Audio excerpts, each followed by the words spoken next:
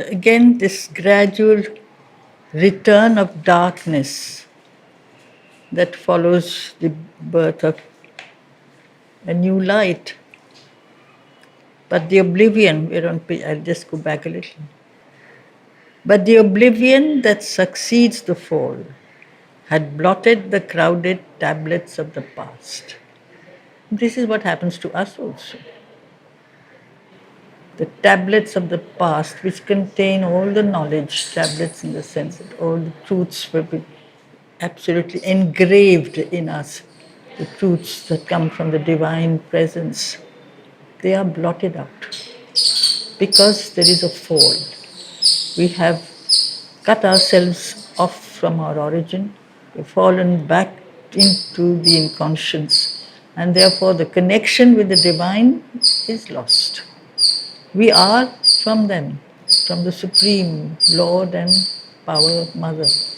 But we have lost that contact. That's why oblivion. It's a forgetting.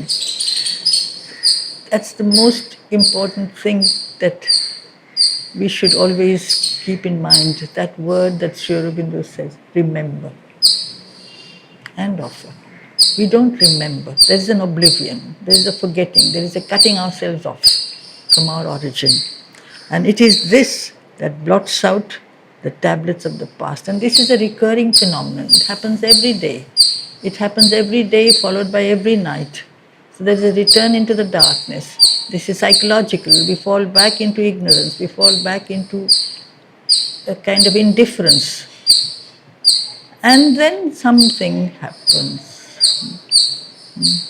And so there has to be a laboring out of all the struggle that we have made in the past. We have to work it out again. And old experience labored out once more. Again and again and again, in life after life, in day after day, this sense of returning back to the darkness and struggling out from the darkness towards light. Is it then something that will never end? So the next line tells us, all can be done if the God touch is there. This pattern can be broken. Otherwise we are trapped in this pattern. But this pattern can be changed if the God touch, if the connection with the inner divine presence, where the divine is there. If I can connect with, that is where I get the God touch. The God touch is not somewhere far. The God touch is right within us. He doesn't have to, or she doesn't have to come to me. He's already there. But I have turned away from that presence. If I turn back to that, I can resume that contact.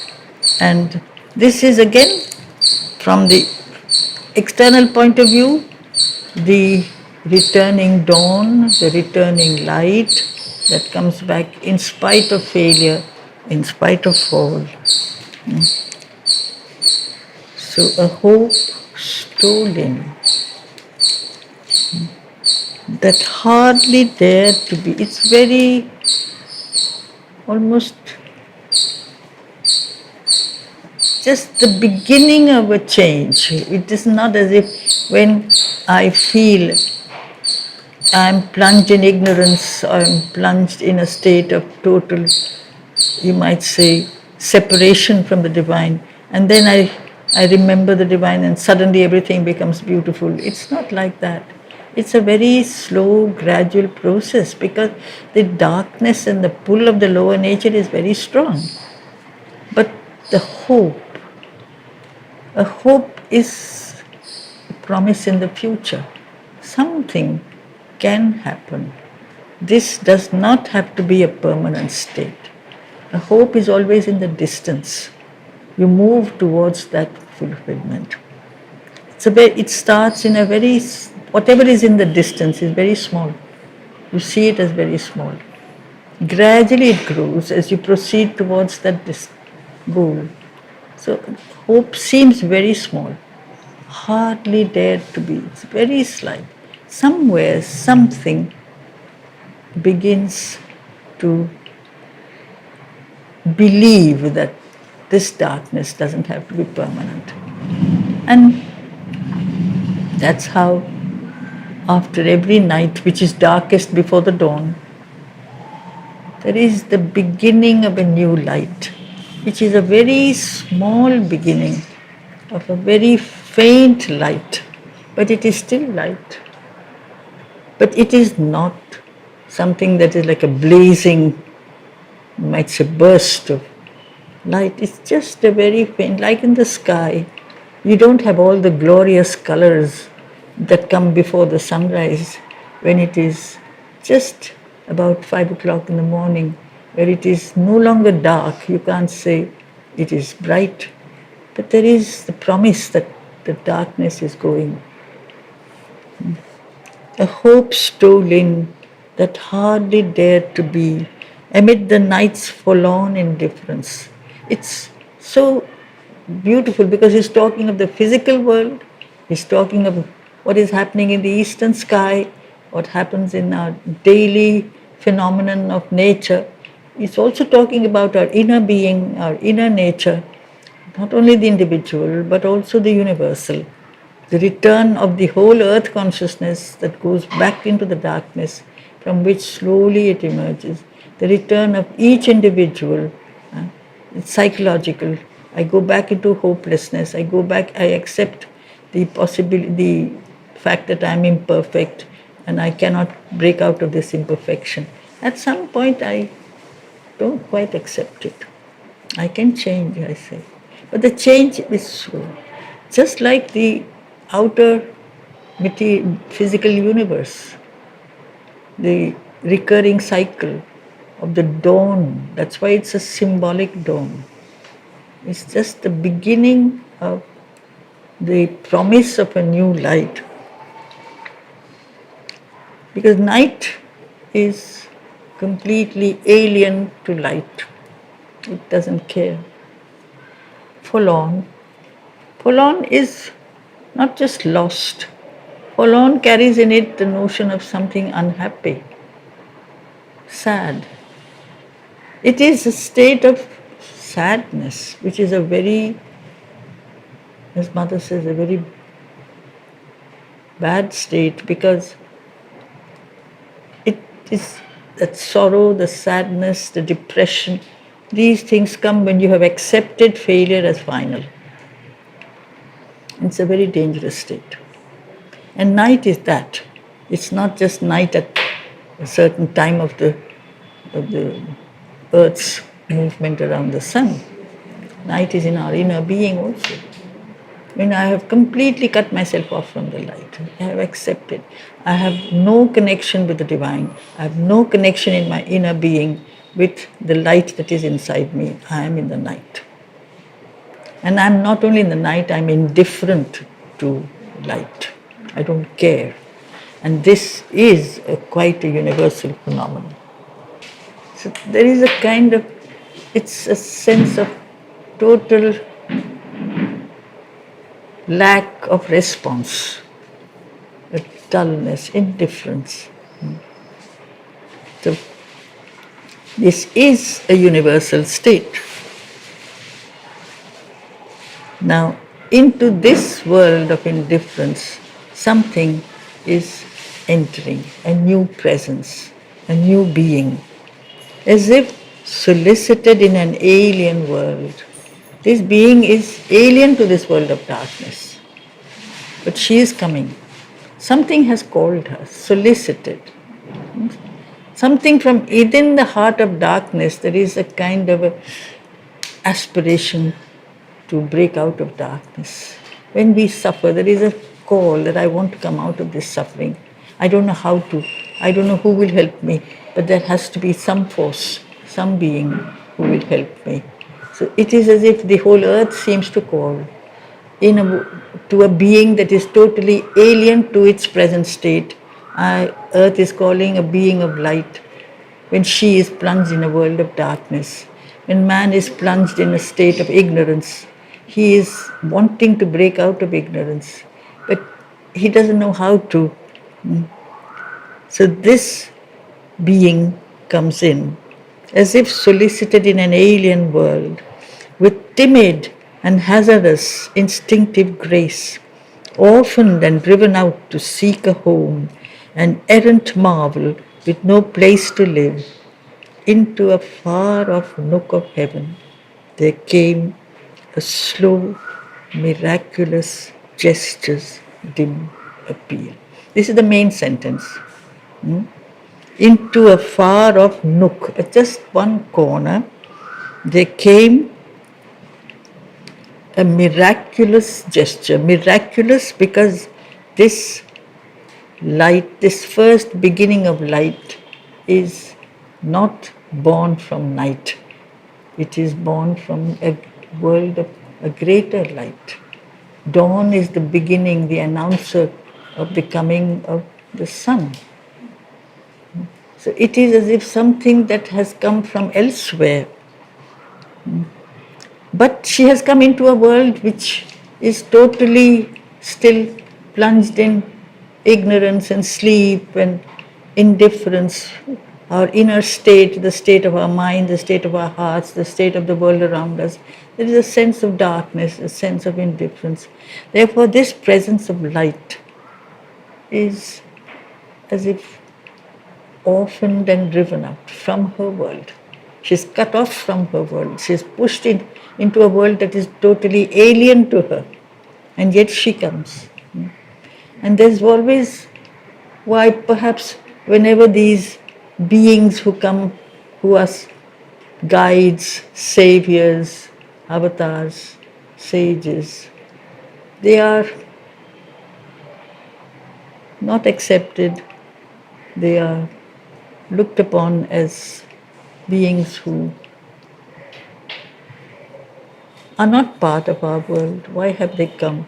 There's a sense of non-acceptance, and therefore afterwards often we make them suffer, we hurt them, we throw them out. So it is as if we are so well adapted to our state of ignorance and unconsciousness that when light does come, we don't want to accept it easily. The whole consciousness in man doesn't want to. And yet it comes. That is the grace. That even if we do not receive it, welcome it, we are not receptive, it still comes. It still comes to find a home here, to establish herself here. An errant marvel. Errant is wandering here, there, not knowing exactly, because she doesn't have really a fixed abode. We have not yet found, like we may have from time to time, a turning towards light, a turning towards, even if it's for a short moment, an opening to joy or beauty. Why can't we hold on to it? It goes away. There is no deep-rooted connection within us with that world of light. But the light is there. It's the connection that is not there. The presence is there. We are cut off from that. We have done it ourselves. We live on different levels. And we live so easily on the surface level that the inner levels remain unknown. And so this, yes? Timid and hazardous. Why the word hazardous? Hazard is risk, danger, the possibility of failure is always there. She will come. Will she be accepted? She is not usually easily accepted. She's pushed away. The grace comes. We say that there is no grace. Where is the divine grace? It is always there. I cannot breathe without the grace. Do I realize it? I have turned away from it. That is the whole, you see, duality of man's nature. We receive everything, we are given everything, but we are blinded ourselves, we have become closed, we are turned into the our own nature of ego and demands, and you say, I have to have this is the way I think should be, this is what I like, if I don't get it, I don't want. I am always at clashing with that force. So that force has to fight its way. See, this is the extent of love, the divine love and grace. That in spite of the fact that it is not wanted, people don't believe. When they say, where is the divine? I can't see the divine, there is no presence. Does that mean the divine goes away? Or does it mean that I have not opened my vision and my heart and my mind? And because I have closed myself up, I refuse to see. It's like a blind person who is standing in front of a brilliant light and says, there's no light, there's only darkness, because he has chosen to remain blind. He keeps his eyes shut. We keep our natures shut. We don't want to open. And this is the biggest cause of our suffering. And that is why we are trapped in this cycle, because the grace does come, the help does come, eventually, finally, man does open to the light, and there is a final flowering of beauty and joy. Why do we lose it again? We get everything, we lose it. We lose it and we enter into that state where we do what we enjoy very much, we complain. One of the biggest pleasures we have is complaining. I have nothing, I'm not helped, there is no grace. And it is a return into my ego, into my blindness, into my ignorance, and that is where I feel comfortable. I'm comfortable with that. What if this is so, can human nature change? For a very long time it has not changed. He has given us that very powerful line, all can be done if the God touch is there. But I must feel that touch. I must respond to that touch. Why do I not? Why does earth not respond to that touch?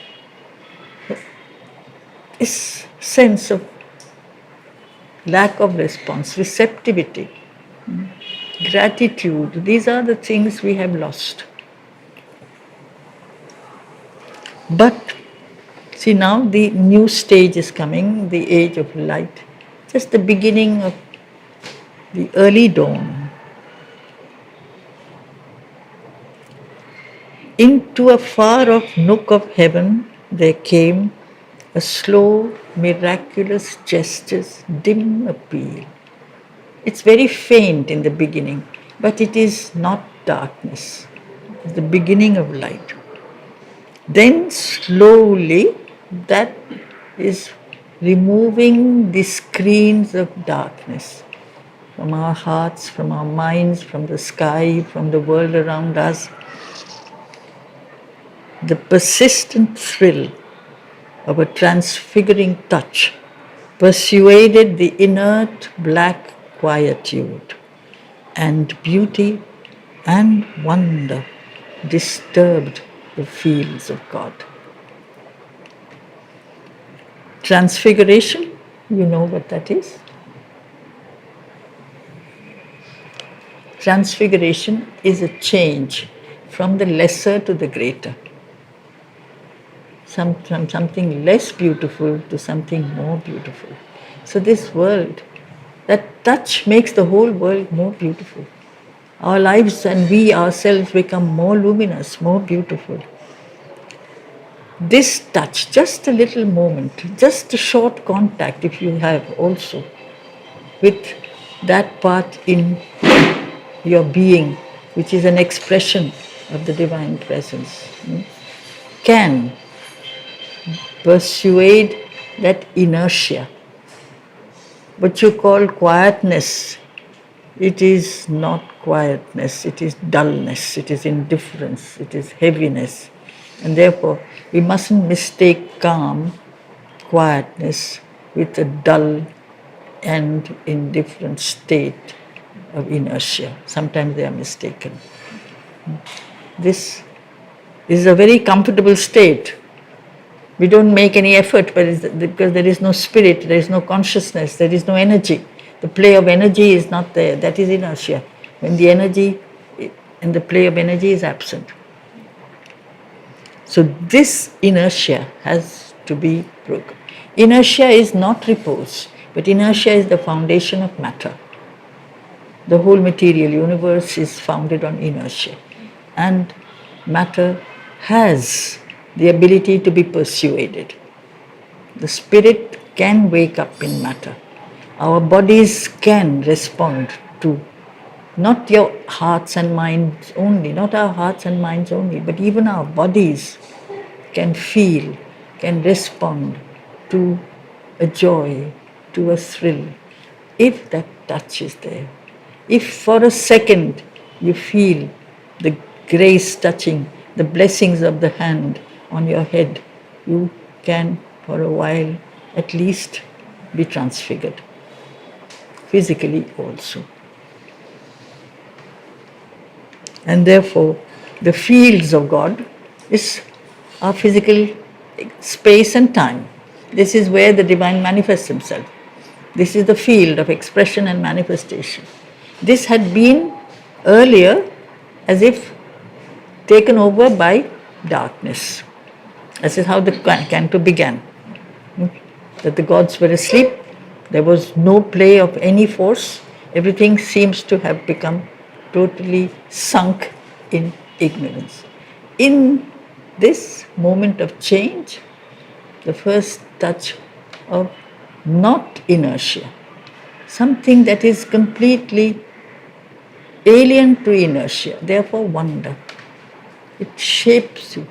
Sometimes when you see something that is beyond your understanding, you say, I am human, I am imperfect. And yet, if even for a second you feel the contact with something absolute, perfect, it can be just a sunrise, or it can be the flower that is you're seeing. It can be a contact within your heart with the divine. It can be anything, it's the same divine everywhere. And you are shaken from your present state of indifference. And therefore, we are, in a way, disturbed. It's a very good disturbance, but we are disturbed. Beauty has this capacity. Beauty is a manifestation in the material, physical world of the divine perfection. So, since he is describing also the physical universe and the first play of color and light that slowly increases as the early morning proceeds towards dawn, you say it's becoming more and more magical. Our life also can become magical. If I perceive the play of the divine presence in all things, gradually my inner life also can become magical. It's like I'm being born into a new day, a new state of consciousness, a new light, a new possibility. And this is what we are on earth to do. Not to stay at the same spot, but keep on moving towards something else, a new stage. So here, he's giving us a physical description of the coming of dawn. Who has brought this dawn? A creator, an artist, a wandering hand of pale enchanted light that glowed along a fading moment's brink. So slowly the darkness fades and the beginning of a different play of colors. The divine artist is the one who creates at every moment a new age, a new world. We can become also, if we like, canvases for that artist to paint him his colors in our inner life. That is what we should do. A wandering hand of pale enchanted light that glowed along a fading moment's brink, fixed with gold panel and opalescent hinge, a gate of dreams ajar on mystery's verge. Fixed, a gate of dreams. So the sky opens onto that screen of ignorance, which was the sky, is often associated with the mind. The mind does not believe. Sometimes there is an opening into another way of seeing. So the sky of the mind, or the sky of the eastern wall of the earth, is slowly being opened up by a hand that fixes a gate which allows you to enter into a world of infinite possibilities, dreams, a new beginning, a new change, a new day, a new state of consciousness. Where are we going?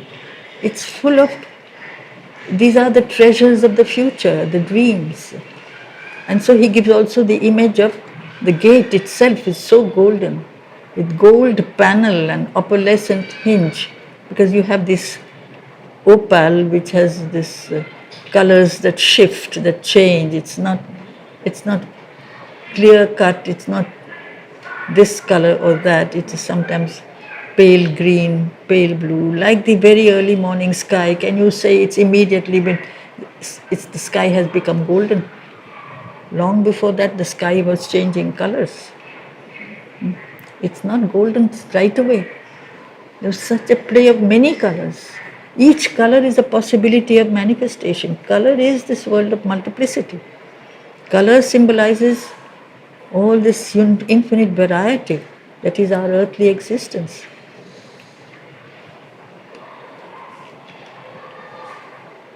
One lucent corner, because it starts somewhere. Windowing hidden things.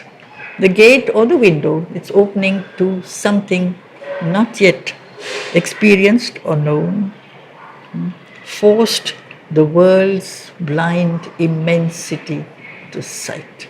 You see this word, forced. There are moments where we are forced to move out of our blindness. Maybe by the touch of something marvelous, beautiful. Maybe by the shock of something that shakes us out of our resistance. But it is not simply a natural progression for us. It should be, but it is not. Because we fall back again and again into that state of forgetting, that state of indifference, which is the reason why it takes us so long to move ahead. Evolution, progress is not a straight line. It moves, everything in nature moves in waves and cycles, and in man it is in spirals.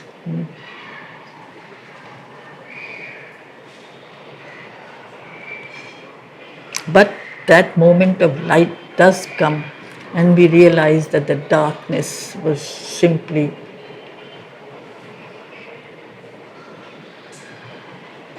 you might say a veil that was projected by our blindness or our ignorance.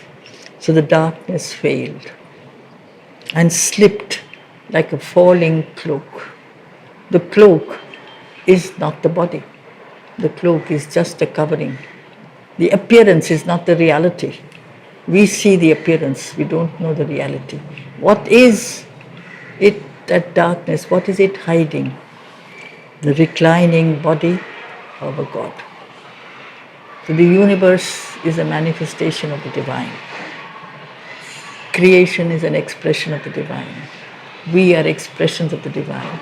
We have covered ourselves with many sheets, many layers, many veils of ignorance and inconscience, of error, of imperfection, of indifference, of resistance.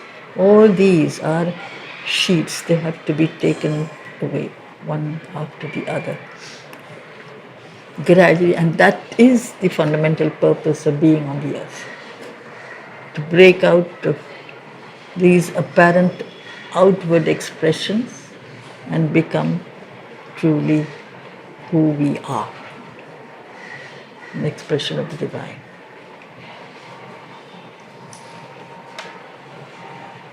So then, through the pallid rift, it started as a very faint light, so it's pallid. Pallid is not very bright. That seemed at first hardly enough for a trickle from the sun, such a small break or a breach. Hardly any light could have come through that. Suddenly this breach began to widen. Always it starts like that. The moment we start opening up to the light, it's a very small opening. It's not overnight that we have transformed ourselves. So, hardly enough for a trickle from the suns. Out poured the revelation and the flame. And revelation is really manifestation of light. And the interesting line, the brief perpetual sign recurred above. There seemed to be a play of opposites. It is brief, that moment of dawn is brief. Perpetual, permanent, because the coming of dawn is always there. The possibility of opening is always there, but there is a moment. That moment when there is acceptance, there is an opening, it is in your inner life, the moment where you open from within and you can feel the contact. That contact, perhaps to be able to maintain that contact constantly is not something immediately achieved. The contact starts as a brief moment, but it can be repeated again and again and again until it becomes constant. And that is one of the aspects of the path of yoga.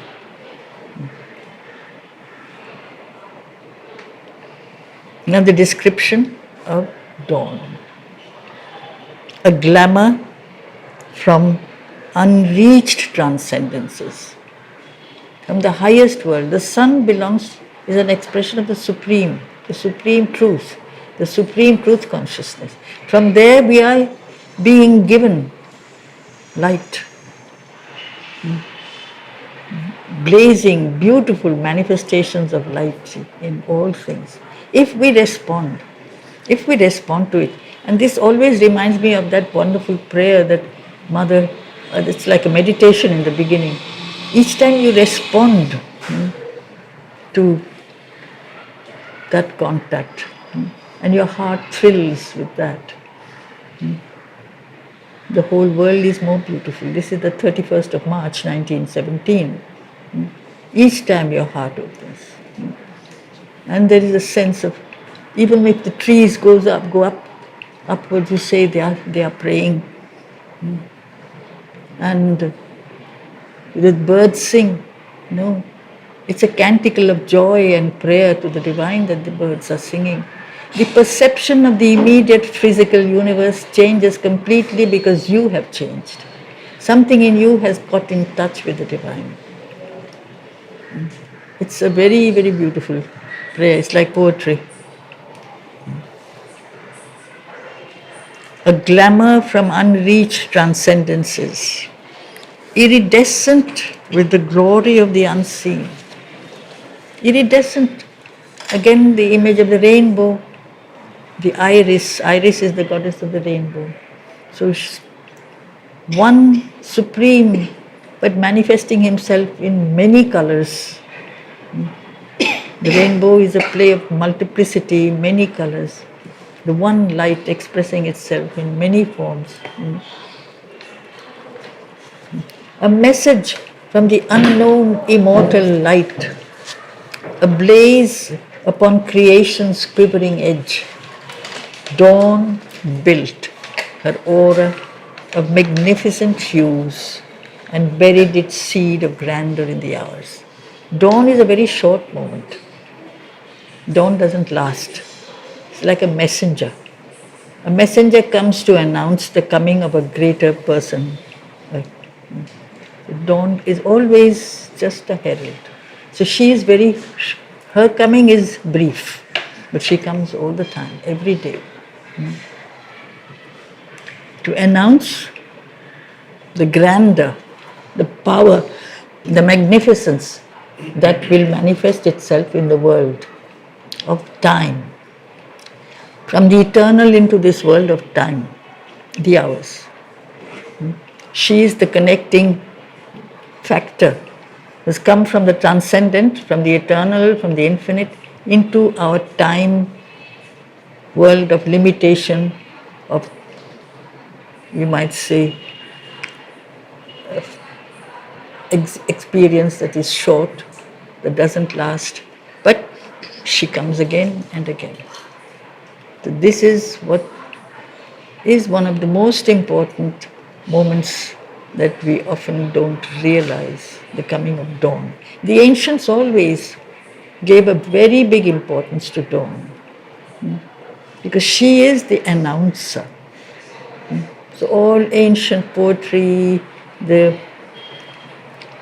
whether they are the Greek or the Indian or all ancient mysteries, they always first started with an invocation to dawn. Let a new dawn, let a new manifestation, a possibility of a new light come.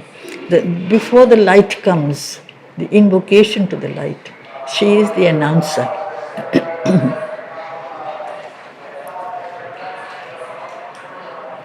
So dawn built her aura of magnificent hues and buried its seed of grandeur. So she brings the promise of a new day, of a new light, of a new realization, a new coming of the divine. And it's always surprising that whenever there have been the coming of great avatars, there have always been a being who comes a little before, who is like an announcer, who is like a herald, to tell the world somebody is coming. It's a symbol, it always comes. Who was it, the messenger who announced Sri Aurobindo? The coming of Sri Aurobindo.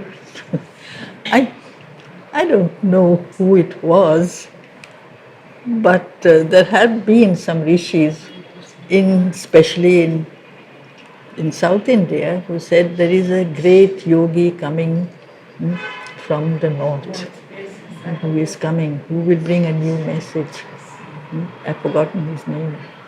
This was there for most avatars.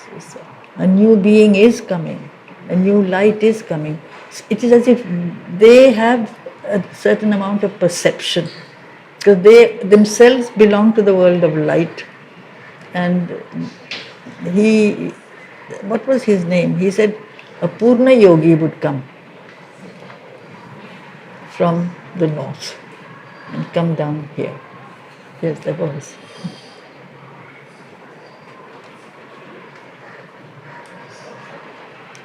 An instant's visitor, the Godhead shone.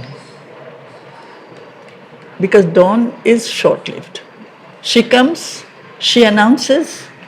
If you don't wake up, as many don't, before the dawn, well, they miss the message. But it can shake us into a certain awareness of how many possibilities of opening to the light are there in the earth, in our nature, how we can open up towards a new expression of light. It is perhaps not necessary to close your eyes in the dawn. You can, there are people who shut their eyes and sit in puja and meditation. But perhaps it's more magnificent to keep your eyes open and look at the sky, as Mother says, look at the sky. Just stand quiet. Just look at the sky. Or the ocean. They are symbols of infinity and eternity. And you can feel perhaps that your being is expanding, is widening, is getting filled with light. This is an exercise she told us to do in the class. You don't have to wait for dawn. Any time, stand quietly. if you want to break out of your narrowness, of your littleness. So on life's thin border, the vision stood and bent over earth's pondering forehead curve. So it's like a grace, like a blessing. Earth is sleeping, she is coming, she's bending over the earth with this message of grace, of light, of love. This is how the divine is really caring for us. Earth pondering forehead, this is the seat of consciousness, the forehead. So it is when the consciousness responds to her.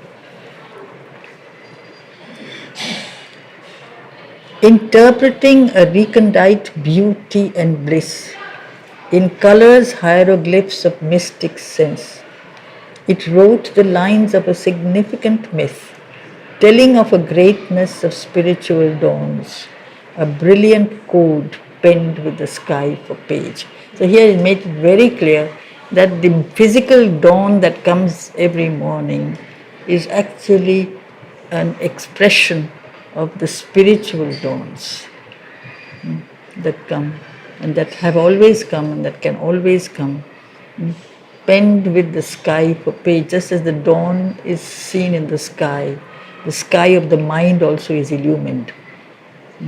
Revelation comes. The sky is also a symbol of your mind.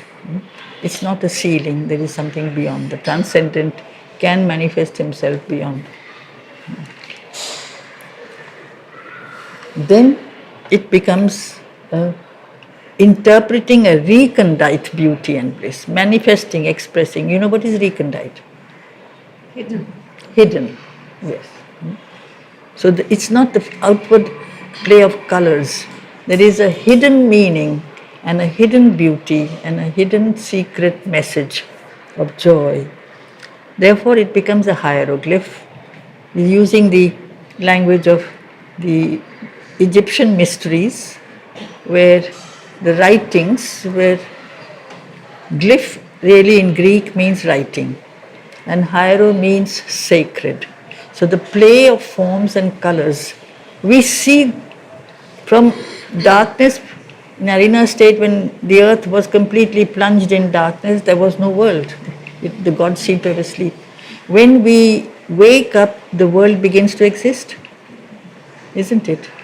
When you get up, then you see, yes, there is a house, there are streets, there are trees, there are people. These things were always there. But I recognize the existence of something when my being begins to open. My eyes, my consciousness begins to really come awake. I see things which were always there, but I did not see them. And this is the whole thing, that this universe is an expression of the divine. If I have that knowledge, it is that I am open to that mystery. Mystery is what the ancient world was, the sacred knowledge. Mystery is not just something unknown. It is unknown to the surface mind. Therefore, in the ancient world, the texts had, like in the Vedas also, they had many layers of meaning. You read the words, they have a particular meaning. You read what is behind the words, and the meaning is totally different. And Sri Aurobindo has given us such a secret of the Veda. He tells us so many things. Obviously, you see the word go, and people think, and as Max Muller said, go, yes, so the ancient Vedic ages began to domesticate cows and horses, which is a fact also, maybe. You have a race that is learning to cultivate the soil and look after cows and horses. But the fact that go is also light. That's another meaning. That is not an animal, that is light. But this is not recognized by those who have not the ability to recognize, like those who do not have the eyesight cannot see far enough. So when within me there is a capacity to see, when I can recognize something from deep within, and recognition is what? How do I recognize something? I relate to it. From within me, there is a response. Only then can I recognize. The light within me can recognize light. If there is no light inside me, I cannot understand what is light. I see an animal. But if there is light in me, I say, this is not an animal, this is light. I don't see a horse as a horse. Others, many may see horse to be an animal. If I say, no, this is energy, this is power. So the principle of force, the principle that is behind the play of existence, is symbolized by the horse. Now, if we read the same text, we give it a different interpretation. Because we know the significance, that is the meaning of significance. It is not the word meaning. Meaning is on the surface, significance is what is behind the surface. And the universal coming of a dawn is a significant myth. Myth is a story. Sometimes people use the word myth as something that is false. False to the mind. But if I see this is, yes, not, you don't read only the surface meaning, see what is hidden behind. There are so many truths that are hidden behind. And then we begin to recognize that the universe is a play of so many forces. And the divine is manifesting himself. Sacred is Hierro. What are you doing here? Oh, it has come inside. There's building houses everywhere. And so it is as if writing on the page of the sky, of the mind, a truth that is of a deeper significance. The coming of dawn is always a precursor, an announcer of a greater manifestation of light. In colors, hieroglyphs. Hieroglyph normally is understood to be Egyptian writing. But the Egyptian writing was not understood, except by those who were given the secret of how to understand the writing. That was part of the ancient mysteries. In India it was not even written, it was spoken. Everything was oral. Because then the assimilation of the truth would be from within. If it is fixed on a page, people will read just the text, as happened in the later ages. You read the words, you don't understand the significance. But if you carry them inside you, slowly they do their work within you. So that is again telling the greatness of a spiritual, of a greatness of spiritual dawns. Each dawn is a promise of a dawning of our spirit. A brilliant code. You know what is a code? Code is an expression of something which actually passes another kind of message. It has a deeper message, and it is written with the sky for page. Almost that day, the epiphany was disclosed. So he is describing one particular day where the hour before the gods awoke. That day now the gods have finally woken up, and there is a full play of revelation of light. Epiphany is a revelation of light, manifestation of light, therefore manifestation of the divines, of which our thoughts and hopes are signal flares. The fact that we have thoughts, we have even small capacity to think, is a sign that we have some opening to light. Because mind, in spite of its imperfection, is an instrument of light. Thought is an expression of the mind. So there is a kind of a beginning of opening to the light, like a flare. A flare is just a torch. It's not the full light. So in us, thought or a hope. Hope is a faith, a belief in something that is not yet but will someday be there. It may be in the distance, but I know it will happen. But this is an opening in my being to recognize the possibility of a greater truth or a greater manifestation. A lonely splendor from the invisible goal, the supreme transcendent, almost was flung, as if that beautiful dawn was flung on the opaque inane. Opaque, at which is completely impervious to light, does not allow light to pass through. In us, there is also something that blocks light. Sometimes there is such a beauty, such a marvel that indifference can break. Otherwise, the world is meaningless. Inane is that which doesn't make sense. To just live in order to die doesn't make sense. Something is the reason why we are on earth. There must be something. What is that something? I don't know yet, you might say, but I cannot just have come in order to go. And every morning that promise is given to me, that we are born to move towards that. That is the light. That is where it's coming from. We have to move in that direction. And this is a message that is given to us again and again and again. We don't respond, we forget. We receive the message, then we turn our backs to it, just like the earth turns towards the sun, and then there is morning, and turns her back to the sun, and there is a return to night. And she keeps on turning like this, to the light, away from the light. So we keep on moving in the same orbit, but nonetheless, the Divine Messenger does not give up. The Divine Mother does not give up. The Divine Grace does not give up.